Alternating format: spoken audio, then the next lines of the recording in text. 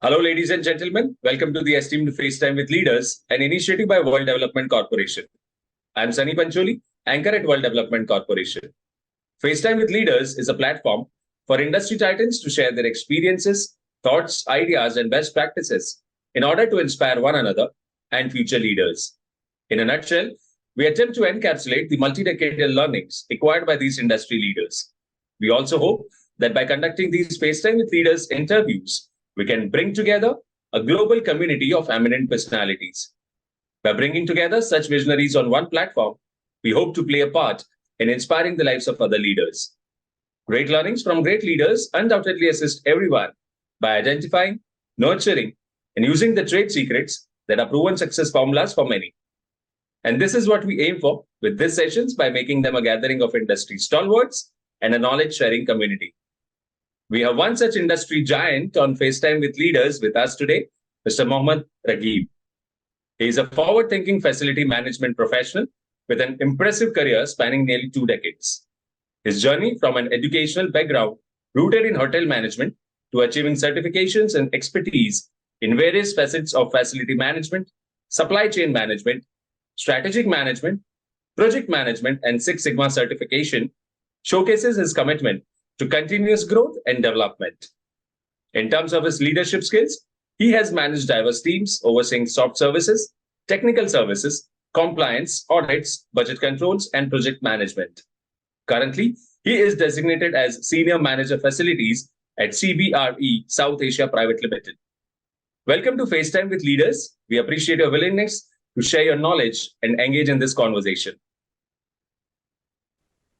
Thank you so much, Sunny, for inviting me for such a good platform and giving such a wonderful introduction.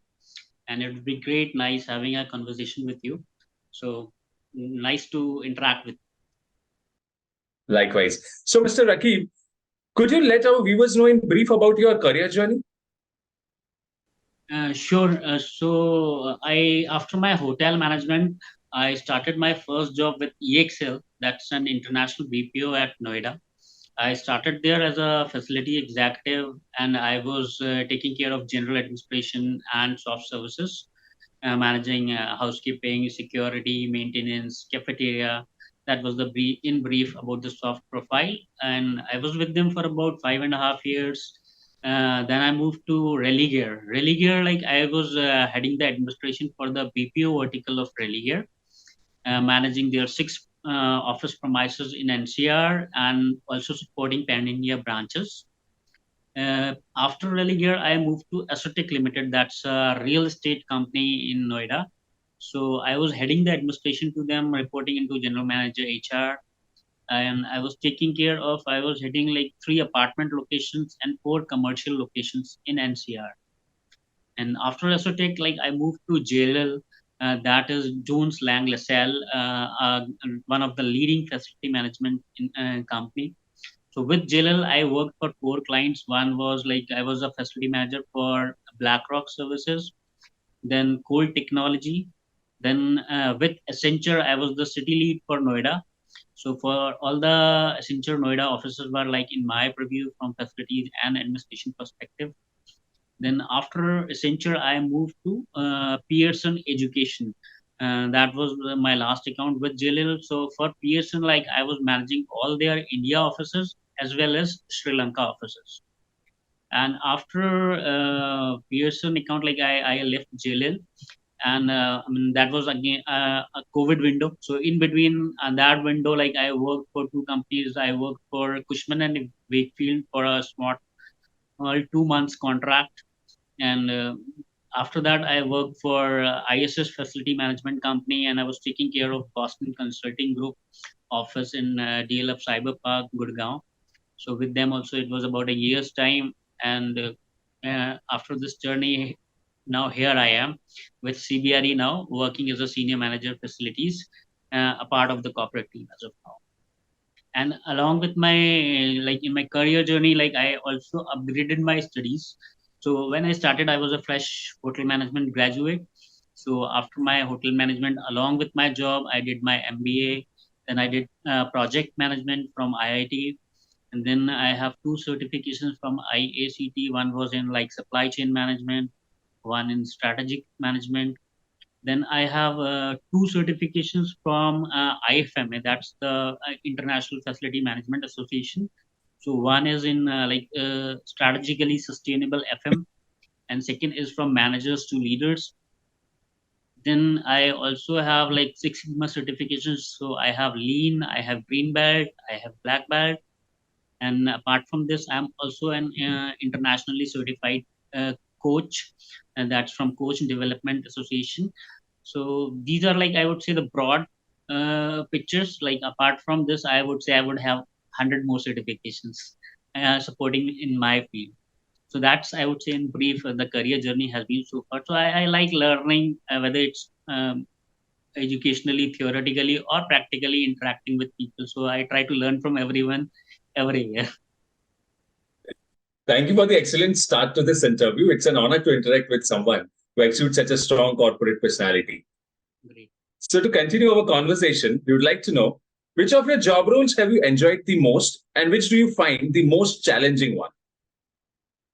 Well, I would say I loved all my jobs and I learned from everywhere. But specifically to answer this question, like I really enjoyed my tenure with EXL.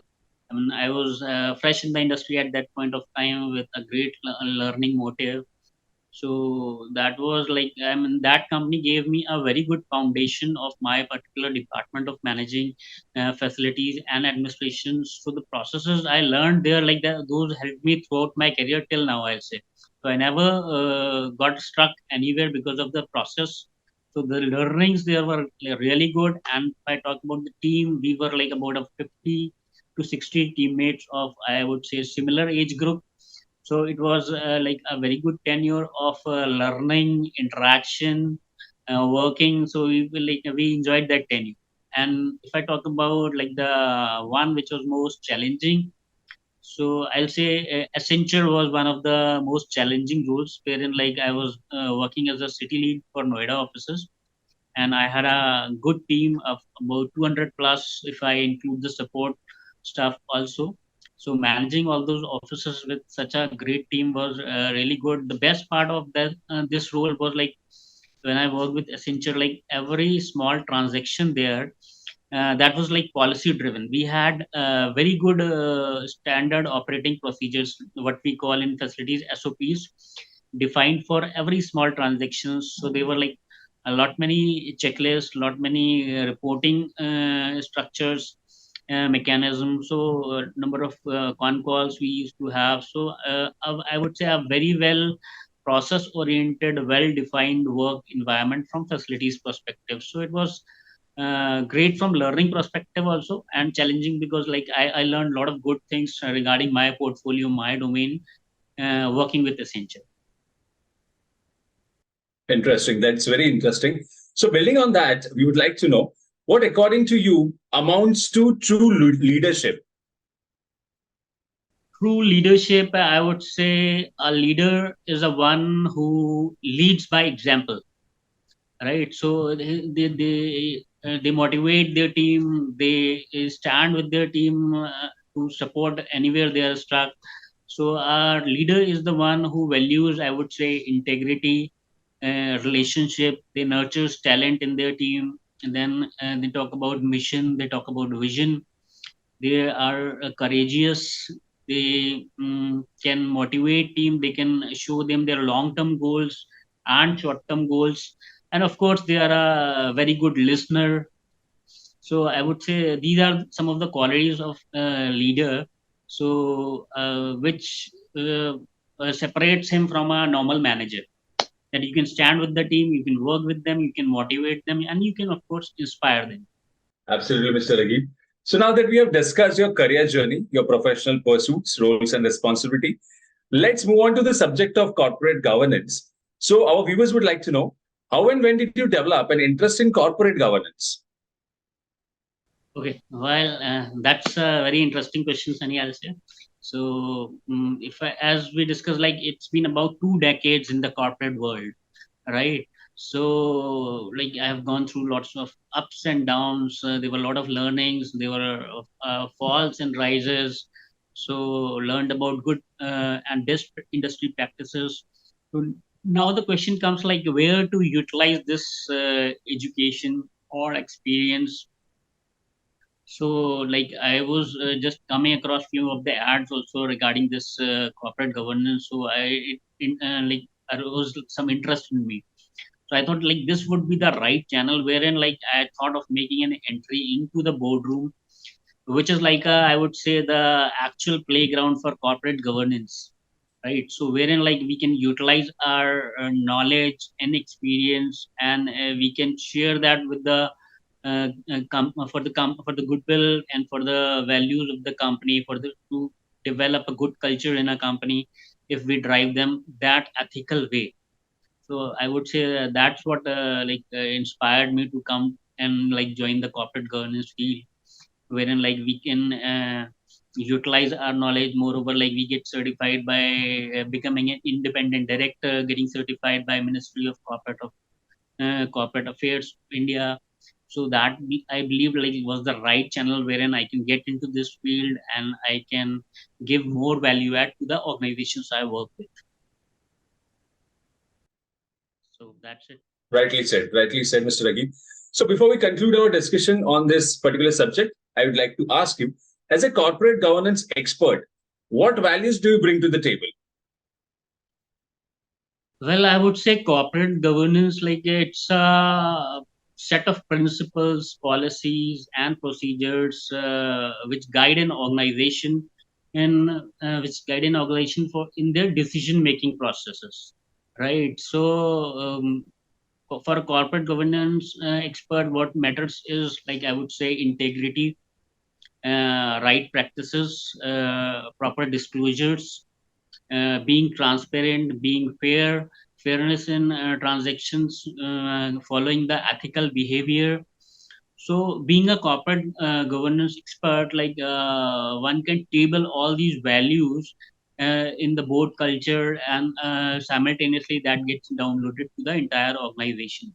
So if we drive the corporate culture through these principles, which values like which are I would say one is they are inclined with the mission and the vision and the values of the organization itself, right? So and keeping all those as a foundation and then developing a culture of a company, like it really helps that to move in the right direction. So I would say integrity, fairness, keeping the transactions transparent, fair, sharing the disclosures wherever required, ethical behavior. These are some of the values which should be incorporated into the culture of the organization while decision making, and of course, taking care of the shareholders. We have a responsibility towards them also. So it's a really a great responsibility to look at the things from their point of view also. And we can simultaneously also talk about broad pictures of like corporate social responsibilities. Then the world is talking about ESG, environmental social governance, right? So we can incorporate these values into the right foundation, then it really helps to grow the organization culture in the right manner, in the right direction,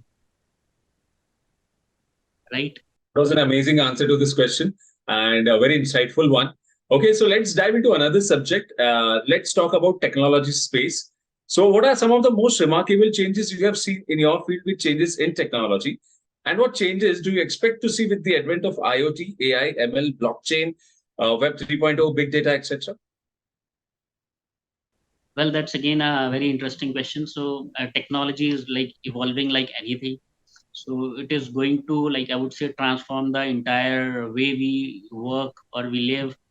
So coming to my particular department, I'll say I'll give just one or two examples. Like technology is, I would say, we are talking about automation in everything. So reduce man efforts and more of technology, and that really helps in increasing the efficiency. So I'll give one or two small examples. For example, if we talk about visitor management system, anybody who comes to office at a reception, earlier it used to be a manual visitor card that used to be prepared by the security, and the person used to enter the office after that. Now we have options with the help of technology there, wherein if my visitor is coming, I can send them a link and they can just fill in their details there, and they can also capture their own picture with the help of their own phone. So by the time they reach office as a visitor, they have their ID card ready in their phone, so they can come, they can just show it, and they can move ahead. So that's how the technology is evolving. That's one example. Then if we talk about air quality index, AQI, that's again a big subject. So organizations these days, they have like a lot of technology installed in their offices to improve the air quality, and they also display those air quality parameters at the reception or some other prominent places, wherein it shows like how good air quality is inside the office, or and how is it different from the outside. So that's another thing. Then light management system is another example. Like that's some of the one of the latest things. So light management system, how it works is, it even captures the sunlight, like the blinds what we have at the windows. If the sunlight is sufficient, then they will move up automatically. If the sunlight reduces, it will come down automatically. And we have sensors installed in the light, so no more switching on off light and so putting it off. So it works automatically. Any movement there, they catches the motion. Those are the motion sensors. So anybody comes in, the light will switch on automatically. Anybody moves out, it switches off. So that really helps to save on power. So these are some of the good sustainable practices. So world is talking about sustainability. So these are some of the good things. We are talking about net zero. Net zero is something like whatever energy we consume as a building, we also like generate a similar amount. So that is the goal. Net zero, although is a Herculean task, but yes, the organizations are working towards it.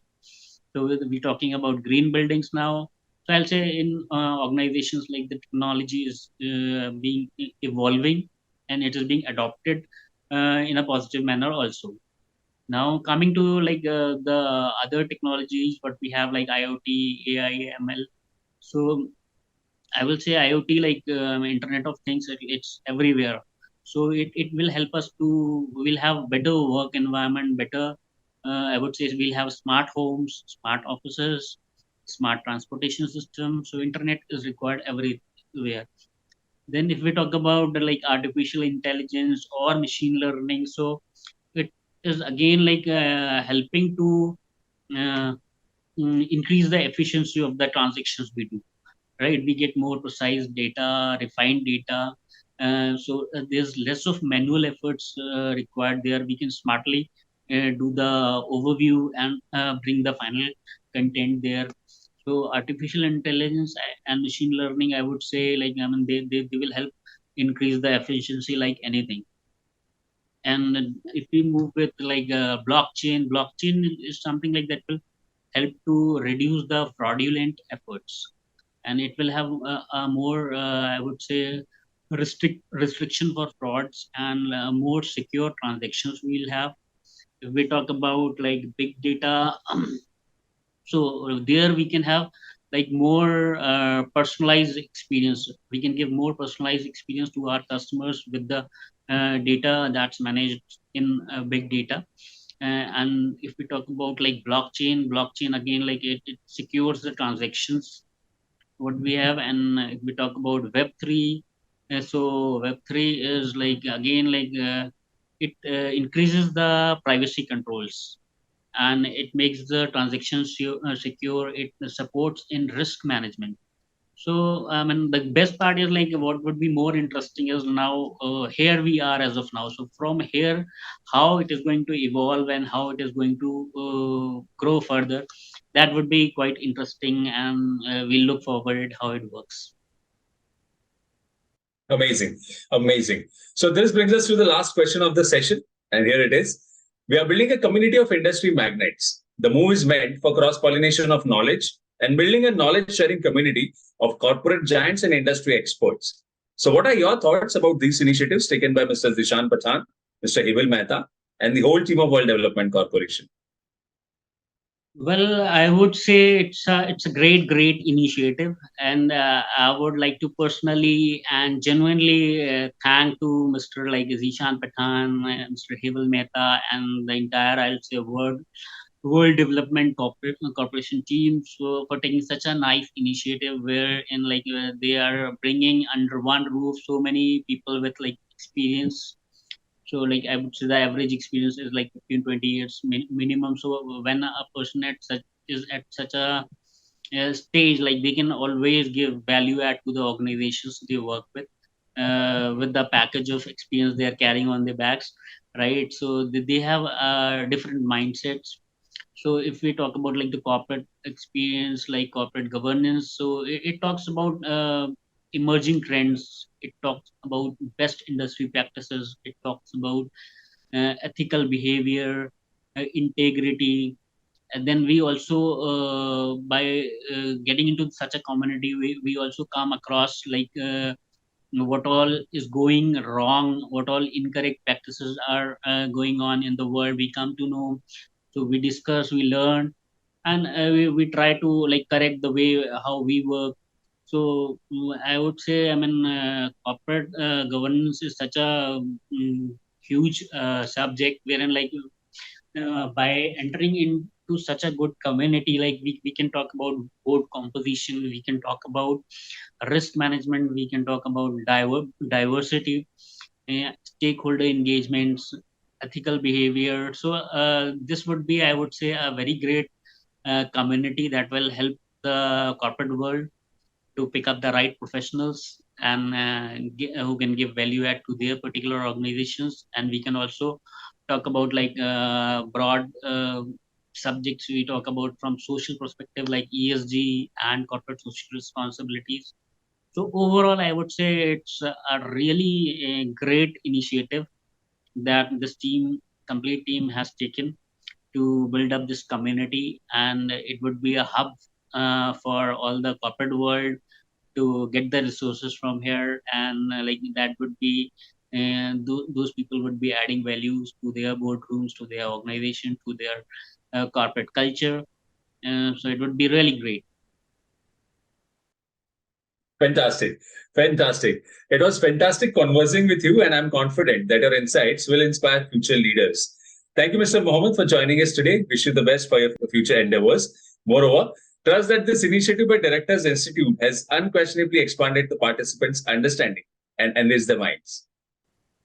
Fine. Thank you so much, Sunny, for giving your time and like inviting me to such a great platform. It was really nice interacting with you, and I would like this journey to be a really long with to be associated with such a good group.